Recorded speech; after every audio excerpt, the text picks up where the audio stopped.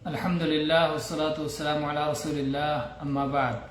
عن أبي هريرة رضي الله عنه قال قال رسول الله صلى الله عليه وسلم أثقل الصلوات على المنافقين صلاة العشاء وصلاة الفجر ولو يعلمون ما فيهما لأتوهما ولو حبوا ولقد هممت أن آمر بالصلاة فتقام ثم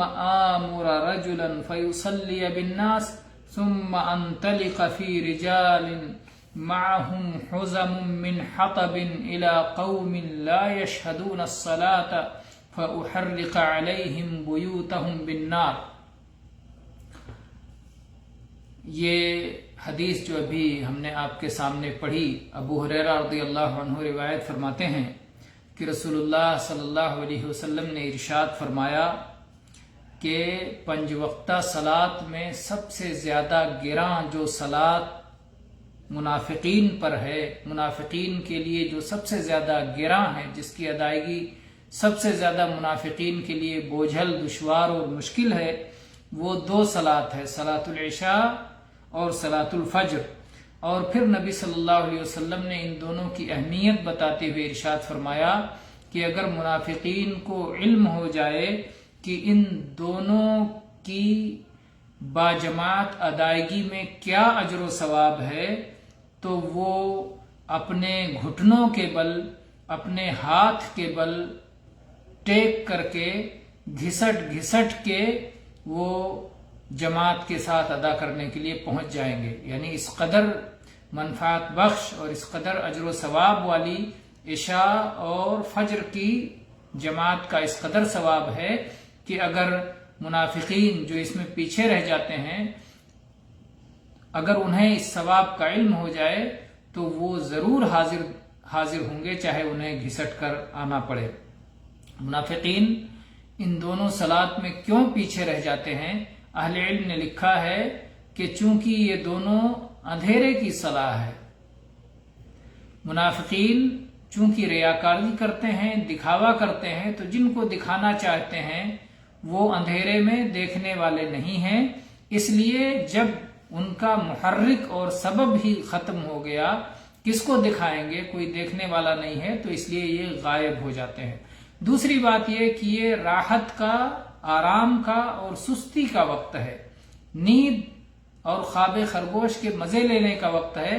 اس لیے اس وقت وہ سو جاتے ہیں اور غفلت میں پڑ جاتے ہیں اور دنیا کی راحت کو آخرت کے اجر و ثواب پر ترجیح دیتے ہیں. تو یہ منافقین کی صفات میں سے ہے. پھر اللہ کے نبی صلی اللہ علیہ وسلم نے فرمایا کہ میں نے ارادہ کیا کہ میں صلاح کو قائم کرنے کا حکم دے دوں، یعنی میں حکم دے دوں کہ صلاۃ باجماعت قائم کی جائے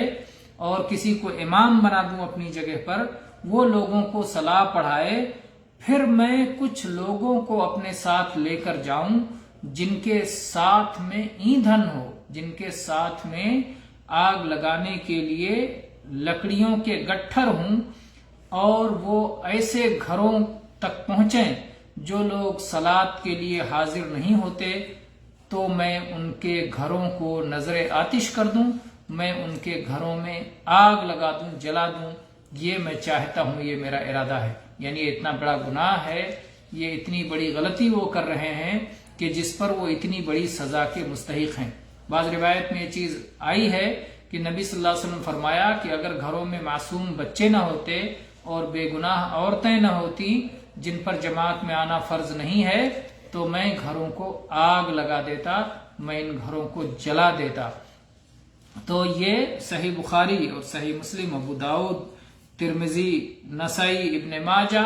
کی حدیث ہے. امام بخاری کی فقہ کی باریکی دیکھیے کہ کن کن ابواب میں اور کتب میں اس حدیثوں کو کن کن مسائل پر استدلال کے لیے لائے ہیں. امام بخاری نے کتاب الاذان میں اسے درج کیا ہے، باب وجوب صلاۃ الجماعہ، صلاۃ باجماعت کی فرضیت کے بیان میں. اور اسی طرح سے باب قائم کیا ہے، باب فضل العشاء فی الجماعہ، صلاۃ عشاء باجماعت ادا کرنے کی فضیلت کا بیان. پھر اسی طرح سے باب فی الخصومات، کتاب الخصومات، جھگڑے لڑائی کے بیان میں اس کا ذکر کیا ہے اور اس پر باب قائم کیا ہے، باب اخراج اہل المعاصی والخصوم، جو نافرمان ہیں اور جو فریق ہیں، کسی مقدمے کے فریق ہیں جھگڑے لڑائی میں، تو ان کو ان کے گھروں سے نکالنے کا بیان۔ یہ کتنی باریکی سے امام بخاری رحمہ اللہ نے اس حدیث سے یہ مسئلہ نکالا کہ اگر کوئی گھر میں چھپ کے بیٹھا ہے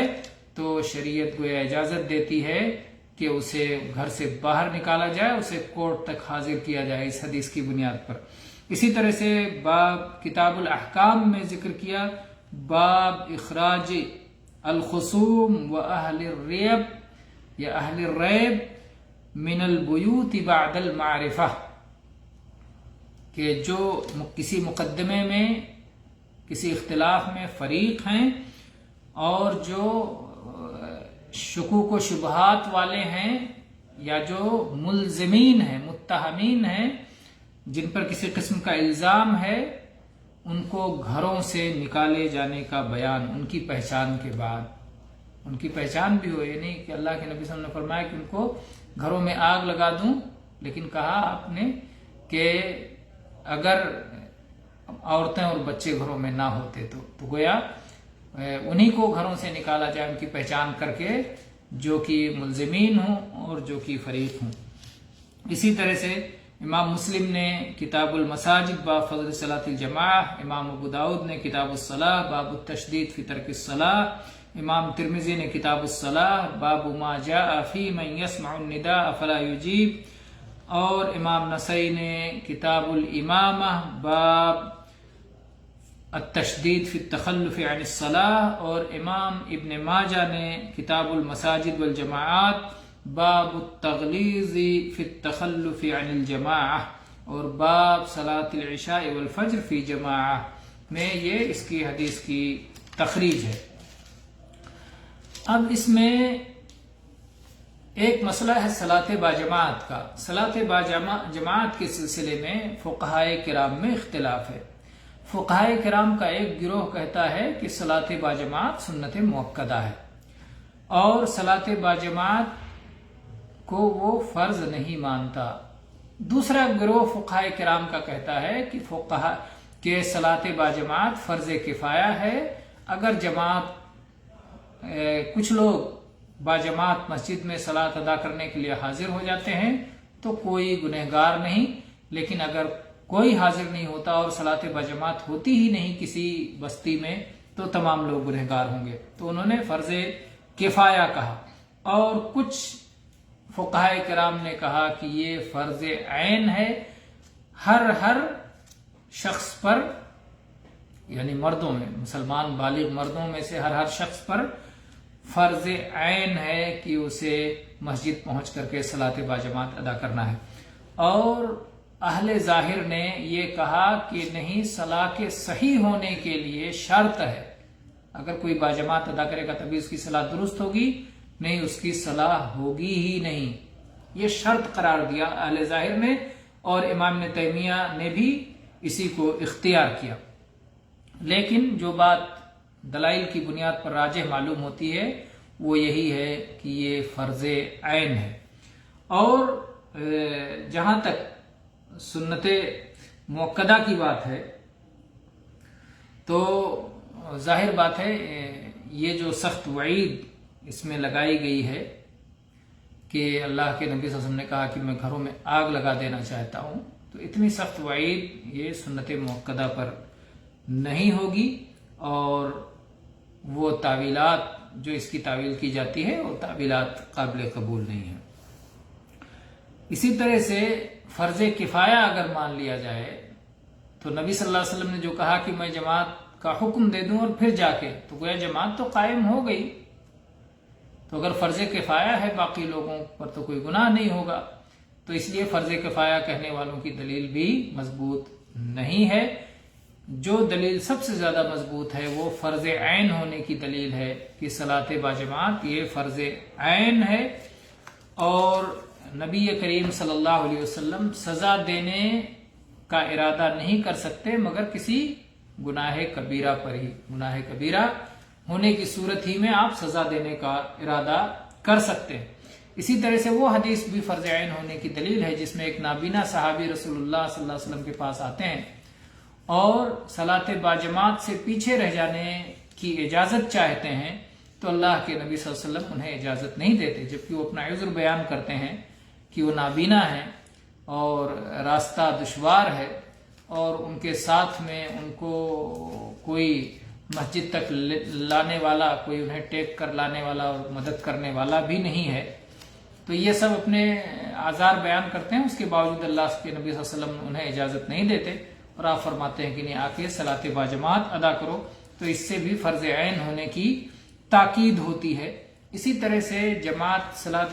باجماعت کے فرض عین ہونے کی تاکید اس سے بھی معلوم ہوتی ہے کہ جنگ میں بھی صلاۃ الخوف کو بھی باجماعت ادا کرنے کا حکم دیا گیا ہے کہ ایک جماعت آئے، پھر کچھ حصہ پڑھے، پھر دوسری چلی جائے، یہ نہیں کہ ہر کوئی اپنا الگ الگ پڑھ لے، تو سوائے اس کے کہ وہ نوبت آ جائے۔ تو جنگ کی حالت میں بھی باجماعت صلاۃ پڑھنے کا حکم دیا گیا ہے وغیرہ، اس کے علاوہ بہت سارے دلائل ہیں، تو اس سے یہ بات قوی معلوم ہوتی ہے کہ صلاۃ باجماعت فرض عین ہے۔ البتہ اگر کوئی یہ کہے کہ جس حدیث میں یہ کہا گیا ہے کہ صلاۃ باجماعت 25 گنا یا 27 گنا ثواب رکھتی ہے اور تنہا صلاۃ بھی 25 یا 27 میں سے ایک حصہ تنہا صلاۃ میں اجر و ثواب ملتا ہے، تو اس سے معلوم ہوتا ہے کہ یہ فرض نہیں ہے بلکہ سنت ہے، تو یہ دلیل مضبوط نہیں ہے، اس لیے کہ جو لوگ فرض عین کہتے ہیں وہ یہ نہیں کہتے کہ شرط ہے باجماعت ہونا، یعنی صلاح اگر کوئی تنہا پڑھتا ہے تو فرض تو اس نے چھوڑ دیا لیکن اس کی صلاح صحیح ہو جائے گی، ثواب کم ہو جائے گا لیکن اس کی صلاح درست ہوگی۔ تو اس لیے جو لوگ فرض عین کہتے ہیں وہ کہتے ہیں کہ جو شخص انفرادی طور پر گھر میں صلاۃ ادا کر لے اس کی صلاۃ درست ہوگی اور ثواب اس کا کم ہو جائے گا، اور عذر نہ ہونے کی صورت میں وہ گنہگار بھی ہوگا۔ عذر کی ہونے کی صورت میں تو جماعت معاف ہے، جیسے بارش کا عذر ہو یا خود وہ شخص بیمار ہو یا اسی طرح سے جو ہے بھوک لگی ہو اور کھانا سامنے ہو، تو اس طرح کے اگر اعذار ہوں تو عذر ہونے کی صورت میں تو کوئی گناہ نہیں پڑے گا، لیکن بلا عذر اگر کوئی شخص طرح صلاح میں ادا کرتا ہے تو وہ گنہگار بھی ہوگا لیکن اس کی صلاح قبول ہو جائے گی اور درست ہوگی، ثواب کم ہو جائے گا۔ امام ابن قیم رحمہ اللہ نے کتاب الصلاح میں ان ساری باتوں کو ذکر کیا اور آخر میں کہا وَمَن تَأَمَّلَ السُّنَّةَ حَقَّ التَّأَمُّلِ تَبَيَّنَ لَهُ أَنَّ فِعْلَهَا فِي الْمَسَاجِدِ فَرْضٌ عَلَى الْأَعْيَانِ إِلَّا لِعَارِضٍ يَجُوزُ مَعَهُ تَرْكُ الْجُمْعَةِ وَالْجَمَاعَةِ وَبِهَذَا تَتَّفِقُ جَمِيعُ الْأَحَادِيثِ وَالْآثَارِ۔ امام ابن قیم کہتے ہیں کہ جو آدمی غور و فکر کرے، واقعی طور پر جس قدر غور و فکر کرنے کا حق ہے، تو اس کے سامنے یہ بات عیاں ہو کر واضح ہو کر آ جائے گی کہ مسجد میں پہنچ کر صلاۃ باجماعت ادا کرنا یہ فرض عین ہے، سوائے اس کے کہ کوئی عذر ہو جس کی بنا پر جمعہ اور جماعت کو چھوڑنا جائز ہو، اور یہ حکم اگر مان لیا جائے تو اس بنیاد پر تمام احادیث و آثار میں کسی قسم کا کوئی ٹکراؤ باقی نہیں رہتا اور سب میں اتفاق ہو جاتا ہے۔ اس کے بعد میں امام ابن قیم کہتے ہیں فَالَّذِي نُدِينُ اللَّهَ بِهِ أَنَّهُ لَا يَجُوزُ لِأَحَدٍ التَّخَلُّفُ عَنِ الْجَمَاعَةِ فِي الْمَسْجِدِ إِلَّا مِنْ عُذْرٍ، ہم جسے اپنا دین مانتے ہیں اور اللہ کے سامنے جس مسئلے میں جواب دہ اپنے آپ کو تصور کرتے ہیں وہ یہ ہے کہ کسی شخص کے لیے مسجد کی صلاۃ باجماعت سے پیچھے رہ جانا عذر کے بغیر جائز نہیں ہے۔ تو امام نے قیم رحمہ اللہ نے یہ فیصلہ کن بات کہی ہے اور یہی اس مسئلے میں راجح بات معلوم ہوتی ہے۔ تو آج جو حدیث پڑھی گئی اس سے ہمیں یہ معلوم ہوا کہ بالغ مردوں پر صلاۃ باجماعت فرض عین ہے، اور جو شخص بلا عذر جماعت چھوڑ دے وہ گنہگار اور سزا کا مستحق ہے، اور یہ بات معلوم ہوئی کہ خرابیوں سے بچنا فائدے کو حاصل کرنے پر مقدم ہے. جو فقہا قاعدہ بیان کرتے ہیں نہ درء المفاسد اولا من جلب المصالح، کہ خرابیوں سے بچنا، مصیبتوں سے بچنا یہ نفع حاصل کرنے اور فائدہ اٹھانے سے مقدم ہے. یہ کہاں سے معلوم ہوا؟ اللہ کے نبی نے کہا کہ اگر بچے اور عورتیں گھروں میں نہ ہوتے تو میں ان گھروں میں آگ لگا دیتا. تو گویا یہ مفسدہ ہے، بچوں کا اور عورتوں کو نقصان پہنچنا یہ خرابی ہے، اور آگ لگانا تاکہ ان لوگوں کی تنبیہ ہو جائے یہ مصلحت تھی، لیکن مصلحت کو چھوڑ دیا گیا خرابی سے بچنے کے لیے. اور اسی طرح سے منافقین کے بارے میں بات معلوم ہوئی کہ وہ صرف ریاکاری کرتے ہیں، شہرت چاہتے ہیں، اور وہ اسی لیے جن صلاتوں میں اندھیرا ہوتا ہے لوگ ان کو دیکھتے نہیں ہیں، وہ اس سے غائب ہو جاتے ہیں. عشاء اور فجر باجماعت ادا کرنے کی فضیلت معلوم ہوتی ہے اس حدیث سے، اور یہ بھی معلوم ہوتی ہے کہ فجر اور عشاء کو باجماعت ادا کرنا یہ اہل ایمان کے لیے آسان ہے اور اہل نفاق کے لیے گراں، بھاری اور بوجھل ہے. تو یہ چند باتیں ہیں جو اس حدیث سے معلوم ہوتی ہیں. اور بھی بہت ساری باتیں جیسا کہ میں نے کہا امام بخاری رحمہ اللہ نے اپنی دقت فقہ سے نکالی ہیں، اور دوسرے اہل علم جو اس پر غور کریں گے. فرب مبلغ او عام سامع یا رب حامل فقہ الی من هو افقہ من، ممکن ہے فوق کل ذی علم علیم کوئی اور غور کرے تو اس کو اس سے زیادہ مسائل معلوم ہوں. واللہ تعالی اعلم، وصلی اللہ علی نبینا وسلم، والحمد للہ رب العالمین.